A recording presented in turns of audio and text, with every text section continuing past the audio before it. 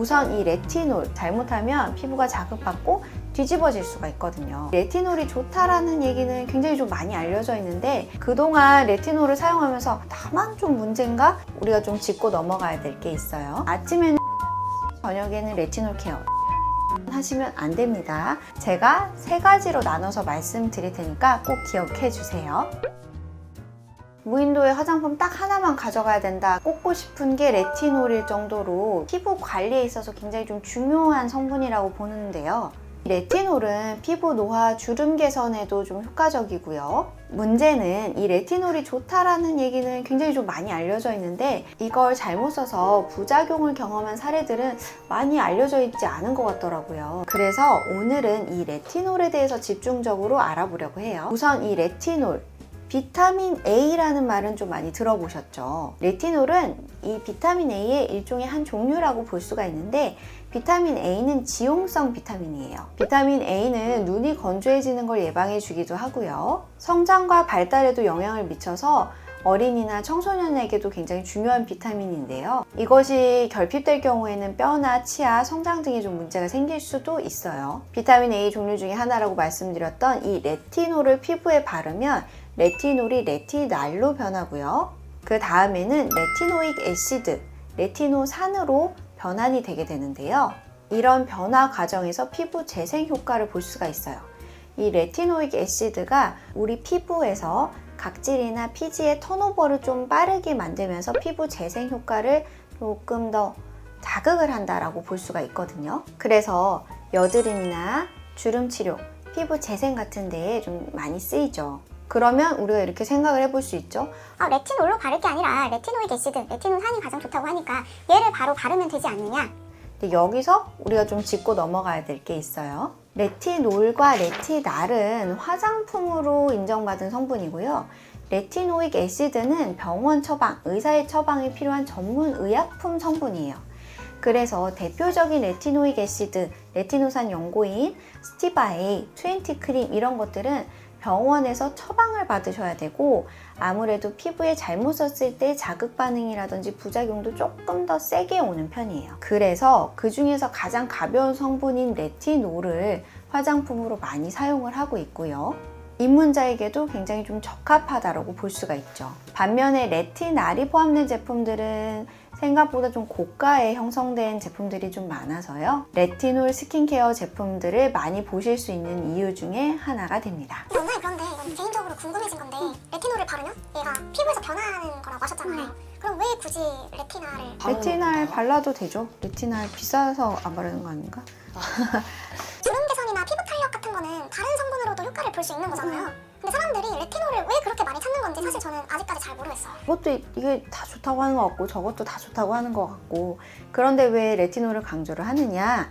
레티놀은 우리가 집을 리모델링 할 때 일종의 공사 감독관 같은 역할을 한다고 보시면 돼요. 오래된 집이나 건물을 새롭게 리모델링 할 때 전체적인 그 공사 과정을 지휘하는 사람이라고 볼 수가 있는데요. PD님도 아마 끝까지 들으면 좀 솔깃하실 텐데 레티놀이 하는 역할을 제가 좀 쉽게 설명을 해볼게요. 첫 번째 효과는 주름 개선입니다.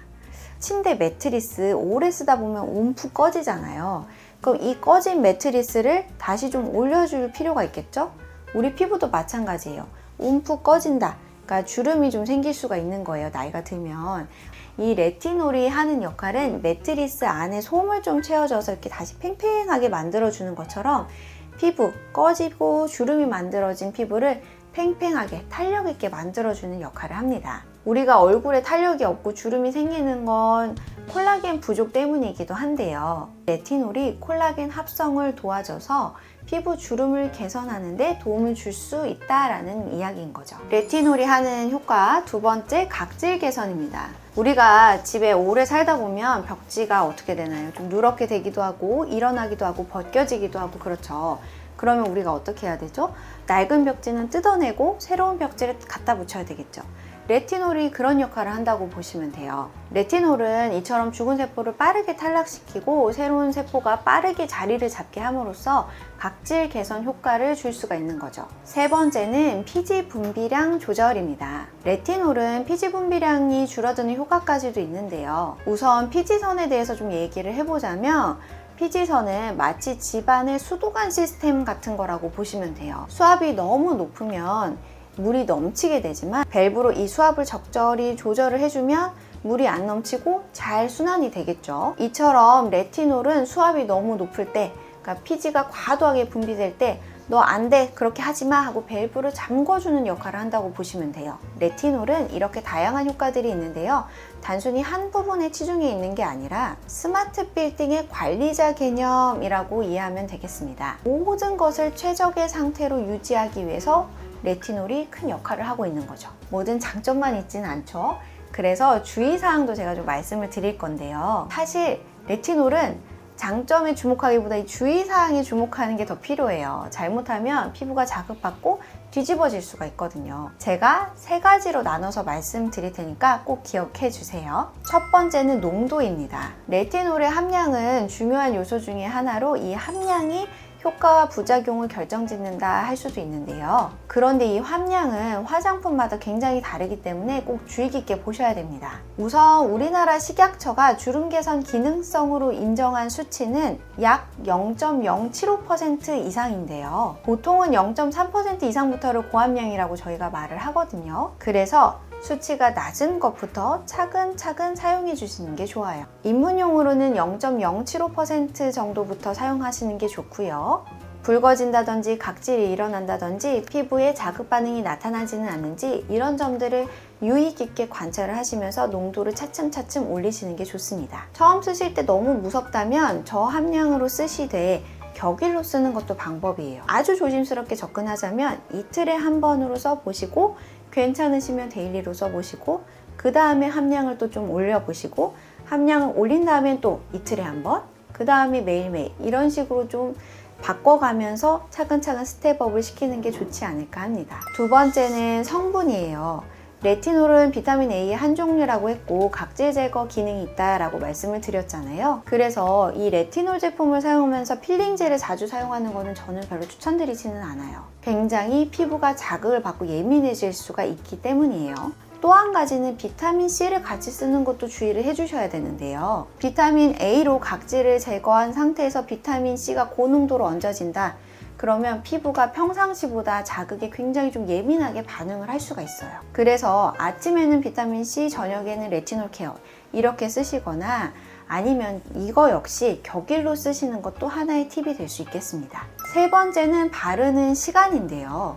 레티놀을 비롯하여서 레티날, 레티노익 애시드 이런 비타민 A 유도체 같은 경우에는 햇빛에 특히 자외선에 굉장히 좀 예민해요. 광과민성이 있다라고 저희가 말씀을 드리는데요. 그래서 이 자외선 노출에 대한 리스크를 줄여주는 게 좋아요. 이 레티놀을 이용한 스킨케어는 밤에만 해주시는 게 좋고요.